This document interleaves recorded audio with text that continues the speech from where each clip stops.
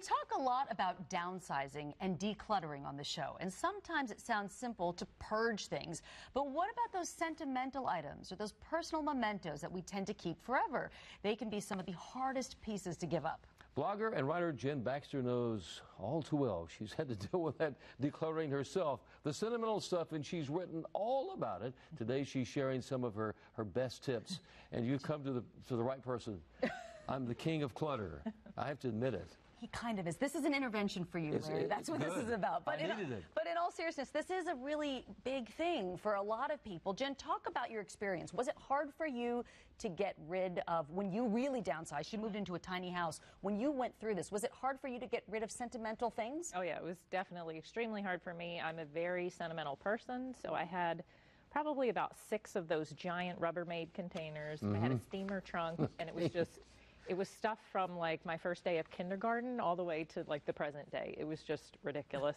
So I know firsthand how hard it is to go through this kind of stuff. And it really is one of the hardest things for people to declutter because there's a lot of feelings attached and there's a lot of emotions attached. And a lot of times people will actually feel guilty about even trying to get rid of some of these things. I've been there. I understand it all too well. And, you know, people try to tell you, yes. What about that? Well, they say, well, you've got to change this. What's wrong with you? Yes. Why do you have so much? That's one of the things that I really tell people right off the bat is like, this is for you. This process is for you. So don't let anybody else tell you how to do it or how not to do it. That can be literally or figuratively. Sometimes it's just that little voice in your mind that's like, well, what would my mother say if she knew I was getting rid of this? Or what would my sister say? And the reality is they don't have to keep the stuff. You have to keep the stuff. Right. So don't worry about what they think and just really focus on yourself and your own process. Yeah, don't worry about other people and what they're telling you to do. Your second piece of advice, Jen, is to not rush through the process. Yes. Take your time with it. Yes. And I learned this actually the hard way. I did way too much stuff one night. I just went through bins and bins and bins.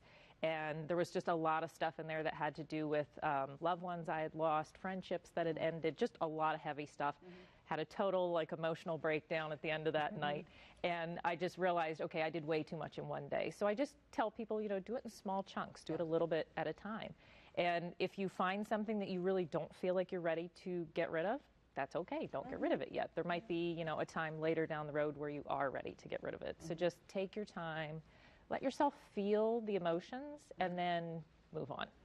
You know, this I think is a great idea. You suggest maybe taking a picture. So that's how you save it, with a picture. That's good. Yeah, if there's something where there's like memories attached that you really want to try to remember those memories, but you don't necessarily need the physical item, you can take pictures of that item and you're still going to have the photos, but that's going to take up a lot less space than whatever the actual item is. That makes a lot of sense. It does. Hey, you should try that. You'll run out of storage in your phone, right? A lot of pictures of it. But it makes a lot of sense. Also, you know, a lot of times when you are able to let go of something, it can be a blessing to someone else. Yes. Right? Yes. I like to say you can find it a better home. Yeah. So, like an example with me was my father was a collector. So he had antique radios and lamps and bottles and all kinds of things that my sister and I had no clue what they were even worth or anything. So when he passed away and we had to really go through all that clutter, we took that extra time, put it on eBay, found other collectors, and these people were overjoyed to receive this stuff. And it made us feel good because instead of it just sitting in the basement gathering dust, it was making these other people happy.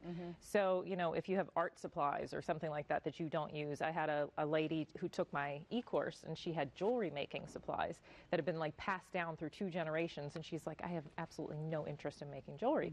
And I said, well, there are people out there that are going to be ecstatic to get this stuff. So just, you know, think of it that way, that you're actually giving it to somebody that's really going to enjoy it more than you would have. And you're not throwing it away. I like that idea. Yeah, but your suggestion is, if you have a lot of stuff like I have, do keep what's most important. Yes. And remember, just keep what's most important to you. So that could be completely random.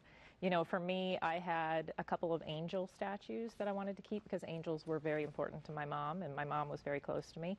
So somebody else might look at them and be like, I don't want to keep these. But for me, those were extremely important. So just remember, it's about keeping what's most important to you. Quickly, what do you suggest about all the photos that so many of us have, you know, piles and piles of old school photos that we have? Now they're all on our phones, but... Right. Well, and photos are kind of funny because I feel like people almost feel like it's like against the law or something to get rid of photos. It feels very strange to try to throw photos in the trash. So first I tell people it's not against the law. It's okay to get rid of photos. Obviously, if they have something personal on them, you might want to like shred them or destroy them as opposed to just throwing them in the trash. But you want to make use of these things. You don't want them just sitting around gathering dust. So put them in frames. Put them in albums that are actually going to be out on display. You can actually digitize them and then use a digital frame, and that's only going to take up this much space, and it's going to run a little slideshow for you. And it's going to take up a lot less space than just big bins full of photos. And then you can enjoy them. Jen Baxter, thank you so much. Your great invention advice. has helped me a lot. It was some great ideas. I'll utilize some. Go to liveafastlife.com. That's where you'll find Jen's blog. Liveafastlife.com to read more from her. Great stuff. Thank you so much. Thank you. Thank you.